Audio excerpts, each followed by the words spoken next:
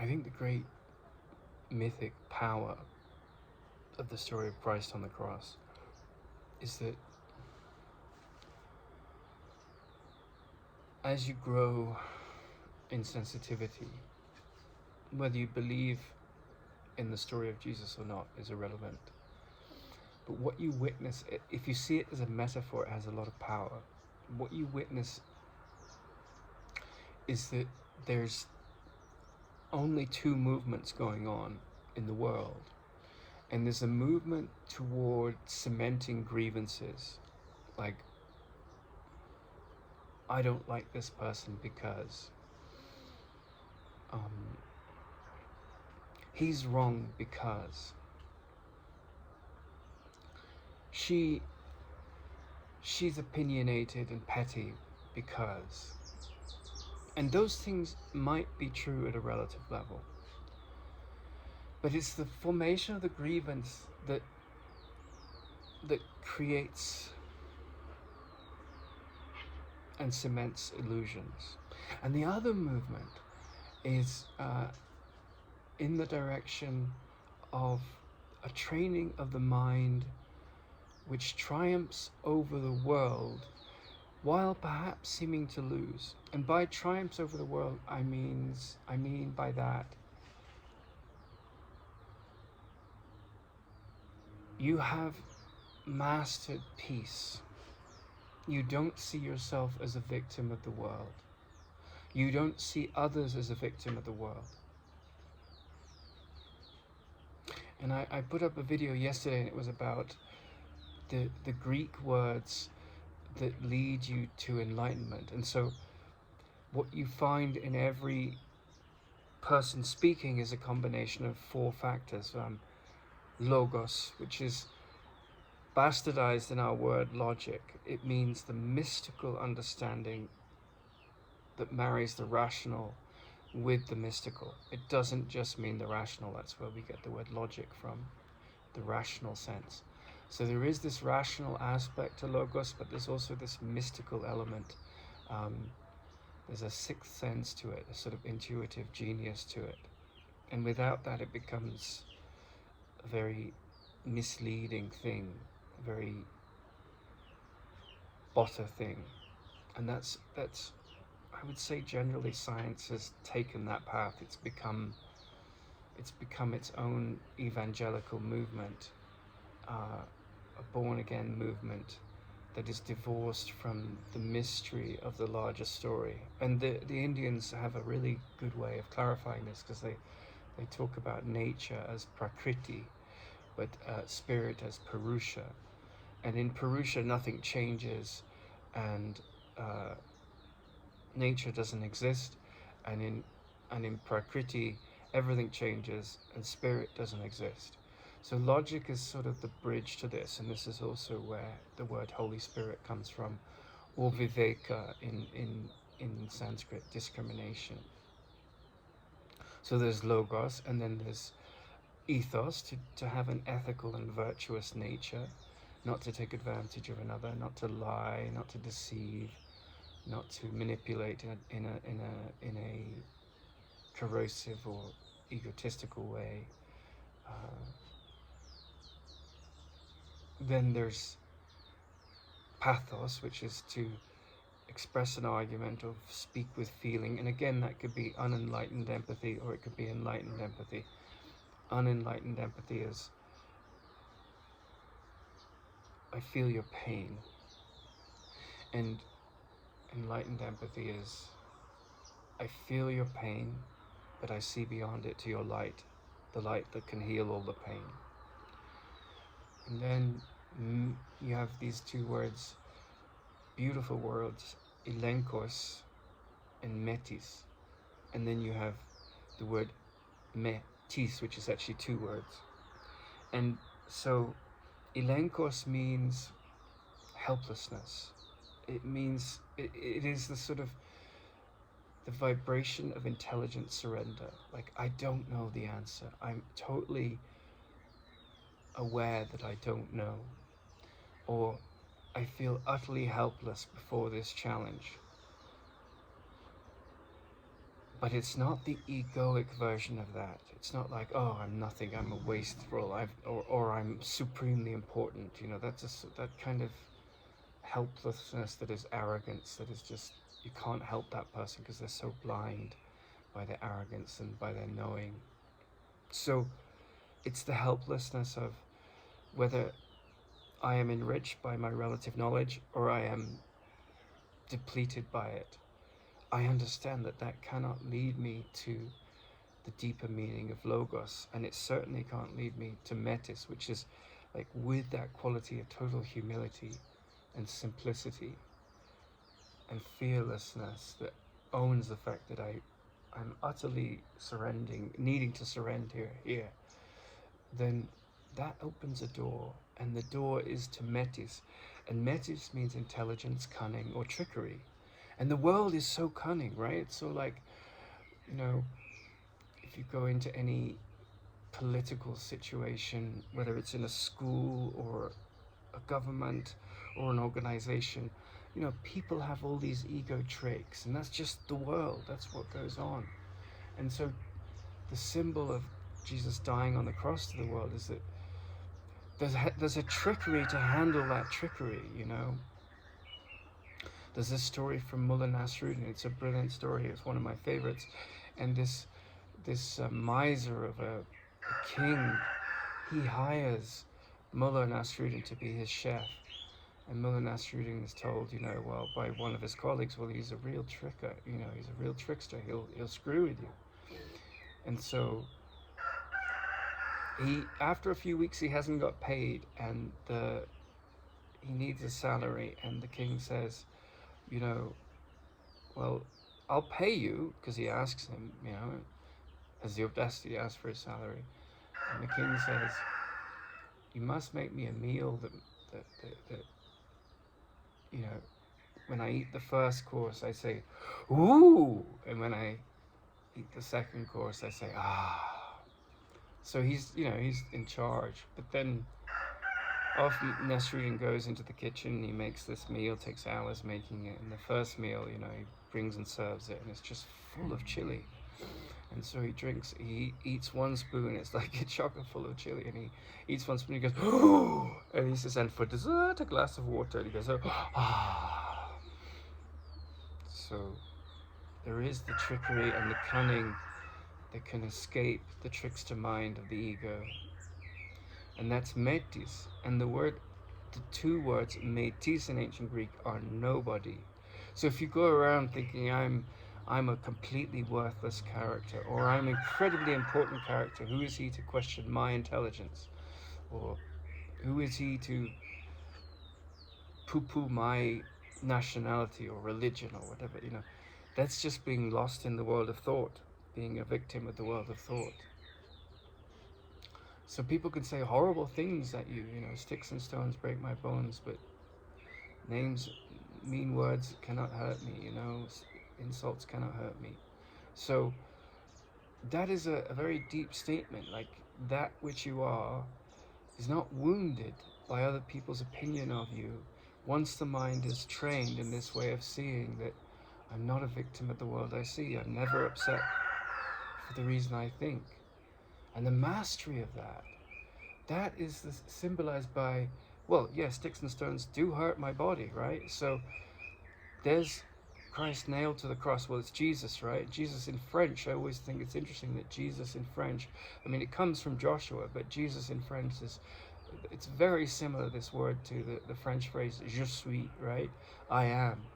So the I am, this horror of the world with all its pleasures and pains and ups and downs and judgments and sadness and endless sorrow is nailed to the cross. And this is where you're forced to look at who you are, right? And this defiance, like I'm a Jesuit, I'm a Christian, I'm a monkey, I'm a dog, I'm a cow, I'm a mountain, I'm a human, I'm a Republican, I'm a humanist, I'm an atheist, I'm a... Whatever you put after the word I am, it can get offended. So that gets nailed to the cross. And the cross is not the crucified cross that Jesus was on. It's your itinerary, right? Because I'm not saying you can't have a perfectly good career and live in this very sick world and be humble and good. That's perfectly possible. What I'm saying is that the illusion that your mind is of the world, an aspect of it is, that illusion has to die. That's what it gets nailed to. And so, you know, what is the measure of the wisdom brought to application? Well, it's total peace. You know, and you get better at this. Someone will insult you, you'll develop a grievance. Someone will steal from you, you'll develop a grievance. And that mechanism will go on, the grievance making mechanism, the pain mechanism. And the problems in your life will continue. But the association with the identity that generates sorrow, grievance, grief, sadness, deception, the association with that identity wanes like a moon, you know. But the moon doesn't come back. I mean, if it does, you're not doing it right. And you know, I would say that the closest description to an old soul is someone that is just, he says, I've had enough of this. I'm doing this to myself. I'm making myself a victim of the world. And so you're on the cross, metaphorically speaking, and this character of, I am, you know, I'm proud, I'm insecure, and it's all insecurity and fear. Like you open one of those Japanese fans, you know, and it starts with this, I am insecurity, and then insecurity has all these different segments, all these different capacities. Your wife cheats on you. Your society crucifies you, puts you in jail, makes you out as a monster. Some cruel dictator, you know, silences you. And you can blame them and you can blame yourself, and then you end up blaming no one, because that's not who you are. You do whatever is practical to handle the challenges of the world. You call the plumber, you go to the lawyer, you go to the police. You do whatever is practical. But this identity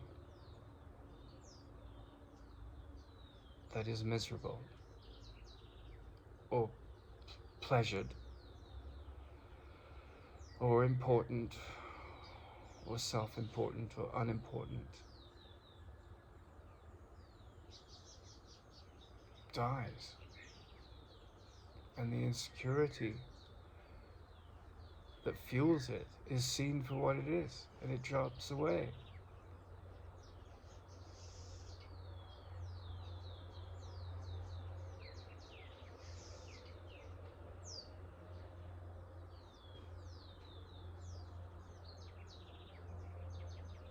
And I want to look at the word pity for a second, because there is a phase where you start to accelerate along this path, and you look at people who are so caught to the grievance mechanism, so caught in that, and so caught in opinions and hatred and dislike of politicians, and to begin with, a sort of egoic pity comes up. And pity, you know, there's that saying that, you know, pity and sympathy is like compassion and enlightened empathy. Like if someone's drowning and you jump in the water to save them and you can't swim, that's sympathy and that's pity. Like you're drowning in the illusion with those kind of healthy responses.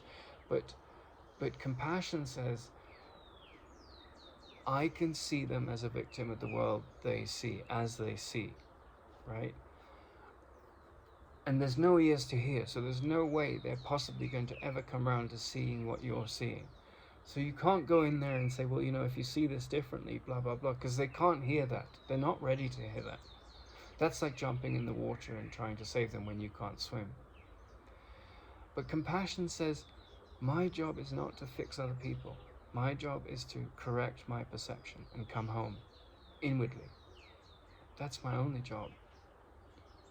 And if one's inspired to, make these videos or do a certain gesture as is appropriate to your inner teacher, because that, certain gesture might be a lesson in your own folly. It may be something that reaches across the divide between the illusion of you and another and touches another's heart.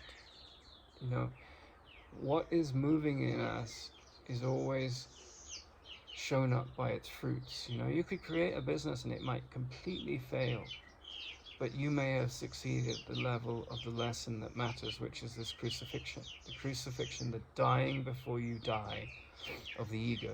And that's the only thing that's important, that you take care of this very loving and intelligent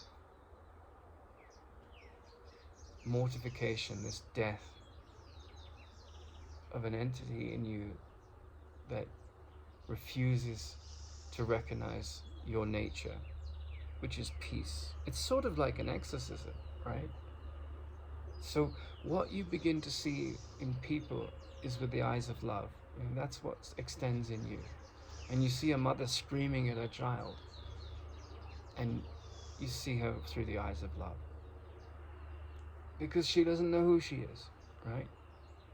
You see yourself upset because someone says something unpleasant to you or doesn't believe something you've told them, which is true. And you see that person and yourself through the eyes of love. And that is this mortification that I was speaking of. You are letting go, you're surrendering in this sense of elenkos. You're saying, I'm completely helpless. I'm helpless before this story of the matrix of illusions. But I've come to that place where, they say, it is darkest before the dawn, right? You've come through this process where, okay, I die to my struggle, and a calm develops. It's like, we say the storm is coming, but it's the opposite. It's like the calm is coming. And often the ego will try and throw storms at you to try and, but then the ego's storms have no power. And one begins to trust. And so the future, which is full of unknowns, and the uncertainty of the ego that uses the future as a battleground to crucify you on its cross, right? And its cross says, you're not spirit, you're not peace, you're not the reason to be completely peaceful all the time. You've got to get engaged in all this conflict because that's where your home is. That's what the ego is saying. And that voice, that momentum would have you trapped, right? And the majority of history and humanity and animals, although animals have great nurturing qualities, they don't get to this level of, generally speaking, this level of cognition and capacity that we do, that leads to enlightenment. They're all trapped in this ego logic, right? And it's a pretty miserable deity that rules over the ego, right? There's millions of deities, but there's really only one with the, thousands of faces in terms of the ego: anguish, suffering, delusion, jealousy, pride, envy, gluttony, greed, sorrow,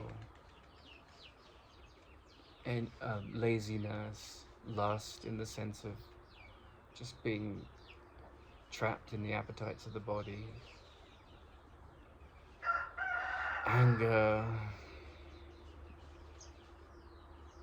vanity, all of them are manifestations of fear.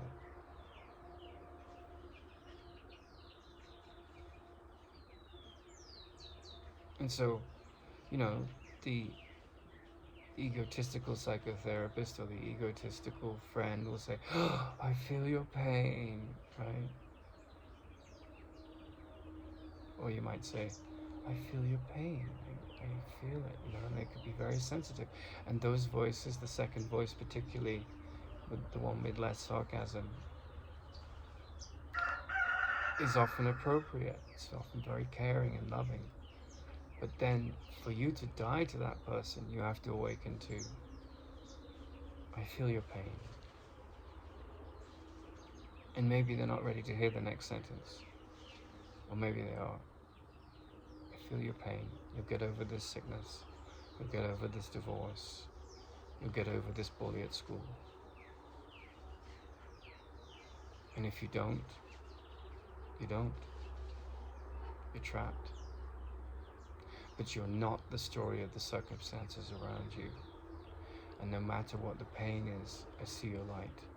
And your light eclipses all these problems.